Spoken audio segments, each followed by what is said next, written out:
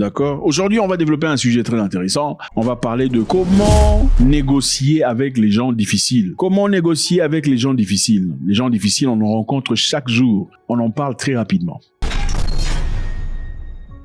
Numéro 1, garde ton calme. Garde ton calme, c'est ta plus grande force. Quand tu fais face à une personne difficile, la première chose à faire, c'est garder son calme. La personne difficile cherche souvent à te faire réagir émotionnellement. Vous avez déjà rencontré des gens pareils, n'est-ce pas? Ok. Dès que tu t'énerves, il prend le contrôle et tu perds le contrôle. Donc, garde ton calme quand tu fais face à une personne difficile. Et moi, je conseille généralement aux gens de faire quoi? Respirer profondément. Quand tu parles à une personne difficile, tu respires profondément, tu baisses légèrement le ton de ta voix et tu parles lentement. Ok, il faut pas le matcher. Baisse le ton de ta voix, respire profondément et contrôle la situation.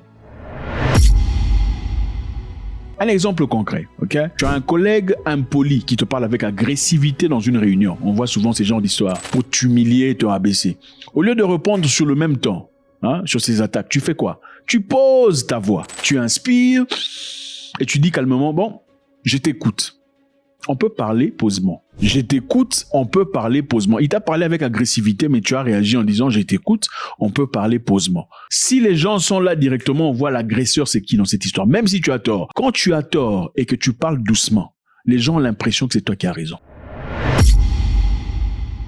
La leçon ici est simple. Ton calme devient contagieux et le met en difficulté. Quand une personne parle à haute voix et te bouscule dans les paroles, parle posément, respire grandiosement et répond calmement. Ton calme devient contagieux et le met en difficulté. Il est en incapacité de continuer.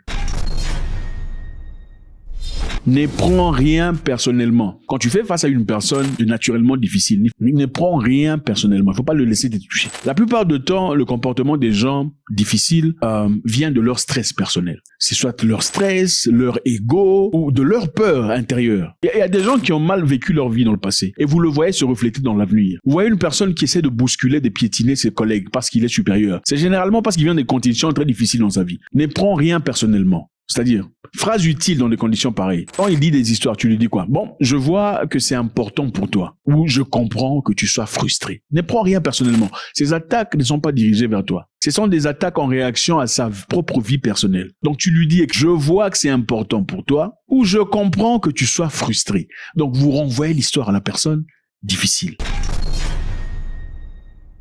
Les gens difficiles pourraient être n'importe quoi. Ça pourrait être un collègue de travail, ça pourrait être un client, ça pourrait être un amoureux, ça pourrait être un voisin difficile. Comment on négocie avec eux? Parce qu'on est obligé de vivre avec eux. Il y a certains qu'il faut couper, mais il y a des gens avec lesquels on est obligé de vivre. Il faut donc savoir comment les gérer. Comment vous faites? Vous écoutez d'abord quand ils expriment leurs désirs. Écoutez d'abord, vraiment, ok?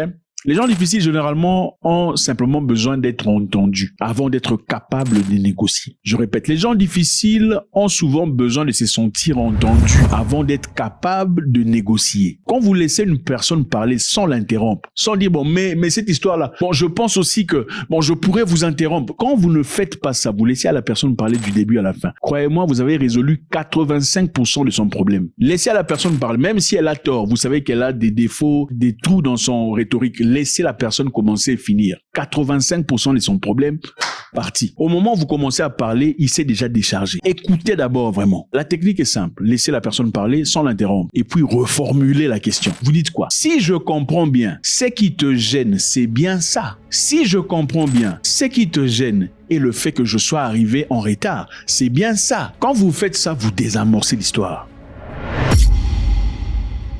Autre exemple qui est simple. Un client mécontent, par exemple, qui s'énerve pendant 5 minutes en parlant. Vous l'interrompez pas. Laissez le client parler. Laissez-le finir. Puis dites, si je résume, vous êtes surtout frustré par le retard de livraison et le manque d'informations. C'est ça. Vous voyez un peu. La leçon est simple. Une fois qu'il s'est senti compris, il baisse le ton et devient plus ouvert. Les gens difficiles ne sont pas obligés d'être jetés parce que il y a des gens qui pensent il faut non, moi je m'en fous, non, c'est pas comme ça, ok? Les gens difficiles quelquefois sont des gens qui peuvent être très importants dans votre vie, mais ils sont difficiles, il faut savoir comment les gérer. Vous ne pouvez pas jeter tout le monde à la poubelle. Il y a des gens qu'il faut gérer et manager. Numéro 4, sur comment négocier avec des gens difficiles. Séparez la personne du problème, ok?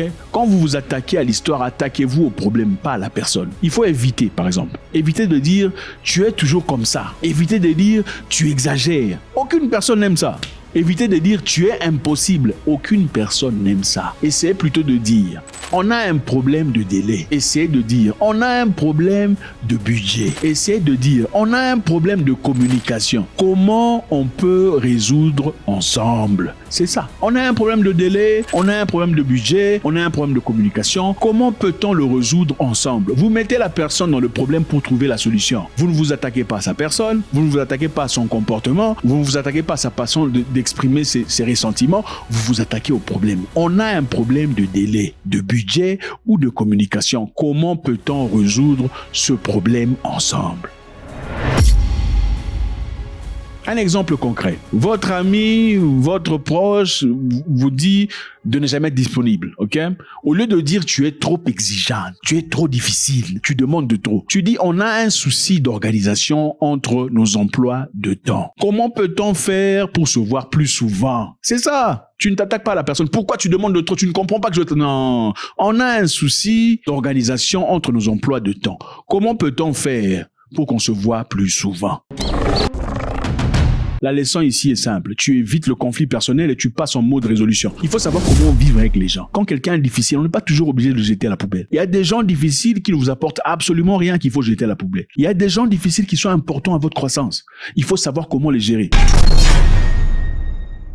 Utilisez la technique de oui et pas la technique de non. Utilisez la technique de oui et non la technique de non. C'est-à-dire quoi? Au lieu de contrôler directement, accrochez-vous à ce qu'ils disent et orientez. C'est-à-dire, quand une personne dit un truc, au lieu de contrer ce qu'il dit, d'objecter, accrochez-vous sur ce que la personne a dit, ensuite orientez ça vers une direction.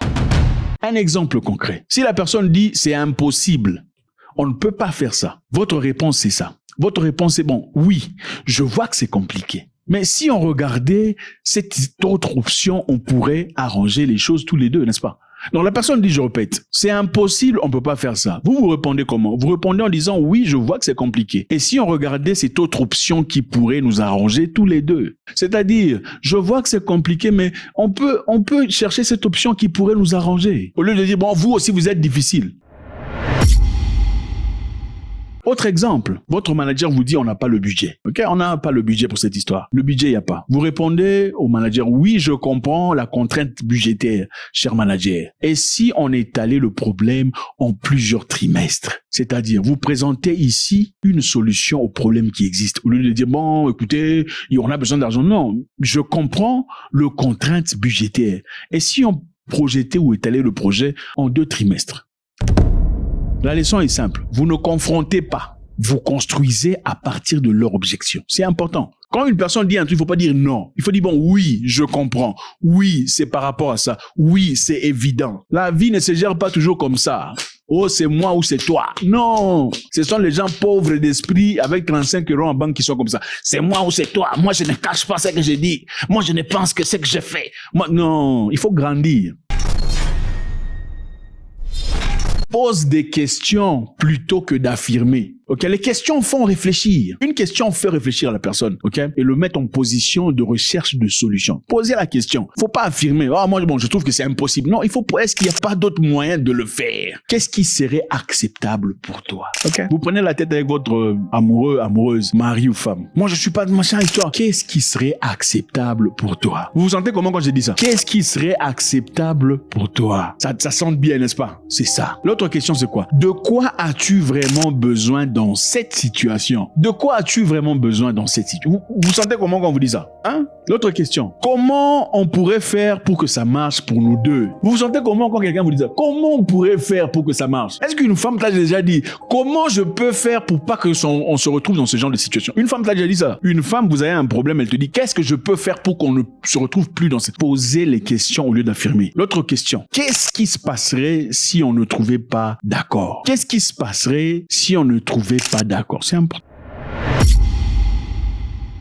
Un exemple, un collègue refuse de t'aider dans un dossier, par exemple, tu lui dis de quoi aurais-tu besoin pour pouvoir m'aider à ce point? Il faut pas dire pourquoi tu m'aides pas, tu dis non, de quoi aurais-tu besoin pour pouvoir m'aider? Tu poses la question ici lui fait réfléchir et le sort de la posture du blocage de cette histoire. Comment gérer les gens difficiles? Donnez-leur l'impression qu'ils gagnent. Quand tu dis avec une personne difficile, il faut toujours leur donner l'impression c'est eux qui gagnent. Parce qu'il y a des gens qui se foutent de la réalité. Leur souci, c'est j'ai gagné, j'ai demandé la réduction, j'ai eu. Il y a des gens, même si tu réduis $1, il a l'impression de gagner. Moi, par exemple, quand je vais quelque part dans une histoire où je sais qu'on peut négocier le prix, je regarde l'attitude de la personne et je dis bon, je veux te donner autant. Il dit non, moi c'est $100. Moi je dis non, je te donne $80. Il dit non, machin histoire, tu vois tout ça. Bon, c'est $100 ou rien. S'il dit c'est $100 ou rien, je sais qu'on négocie là-bas, je me barre. Même si j'ai les $100. Mais si je dis $80, il dit je ne peux vraiment rien, mais bon écoute, je te donne-moi 96 ou $96 ou $98, je vais accepter de payer parce qu'il a fait cette petite négociation. Donc il y a des gens qui aiment gagner dans la vie. Donnez-leur l'impression qu'ils gagnent. Donc même si tu obtiens l'essentiel dans l'histoire, laisse-leur une petite victoire, c'est très important. Un détail, une reconnaissance, un geste, c'est crucial. Exemple concret, tu négocies un deadline avec un client très exigeant, ok? Le client est exigeant, tu obtiens le délai dont tu as besoin de lui, mais tu lui dis, bon, je veux vous envoyer des points d'avancement chaque vendredi, comme vous l'avez demandé. Donc, chaque vendredi, je vous envoie des points d'avancement sur le projet que vous m'avez demandé. Très important. Ok? Il y a des personnes avec qui on ne peut malheureusement pas négocier. Ok?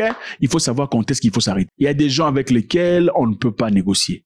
Ils sont manipulateurs, ils sont toxiques, ils sont pervers narcissiques, ils sont des gens de mauvaise foi. Tu ne peux pas négocier avec eux. Ce que tu essaies de faire, ça change toujours. Si tu es gentil, oh, tu es trop gentil. Si tu es méchant, oh, tu es impoli. Si tu ne donnes pas, tu es chiche. Si tu donnes, oh, tu veux montrer aux gens que tu as. Ils refusent toute solution. Ils ne changent tout. Non, ils changent sans cesse les règles. Ça change. Ils cherchent uniquement à te dominer, à te faire changer d'idée.